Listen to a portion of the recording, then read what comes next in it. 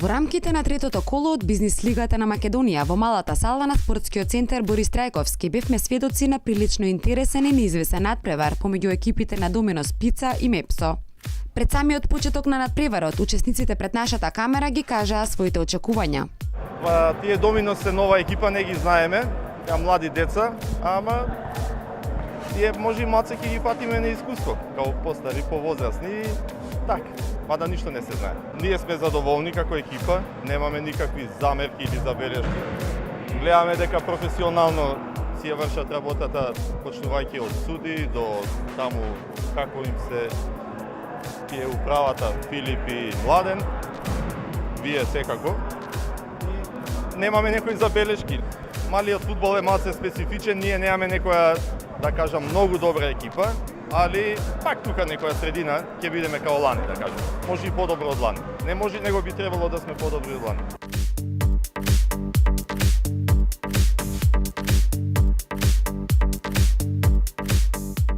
Убава е Бизнис лигава, значи тоа е дружењето за сите вработени, значи не е да освоиш некоја титула или овакво, дружењето е многу побитно. Денеска ваши противници се Мепсо, кои се вашите очекувања за завршницата на денешниот надпревар?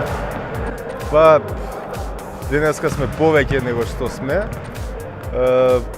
Ја мислам дека како што знам дека Мепсо се многу јака екипа. Значи, имаме шанси, ама ќе видиме на крајот, не знаеме. Не ми е битно дали ќе бидеме први или последни. Битно е оваа година да влеземе у тоа и да се дружат. Првото полувреме заврши изедначено и двете екипи прикажаа одлична игра, пред се во нападот. Се играше доста брзо и атрактивно и на двете страни и ниедна од екипите не успеа резултатски да се оддели. На трибините го забележавме славниот македонски фудбалер Саша Чирик, кој редовно ги следи надпреварите на Бизнис лига, посебно кога игра екипата на Мепсо. Редовен гледал сум на сите утакмици на Мепсо, имам голем број пријатели во екипата и радо доаѓам на утакмиците. Ко бивш фудбалер, нормално го исполнувам ова вечерно време. Ќе погледам некои интересни утакмици, малку ќе се посмејам со играчеви, со пријателиве и так на некој начин ќе помине времето, а од друга страна прошла година прв дојдов тука и видов дека е доста интересно надпреварување. Организаторот собрал една добра идеја која за вработените во многу фирми ќе им донесе малце промена од работава и малце се истрчат и да направат место можеби за некоја теревенка после утакмицата.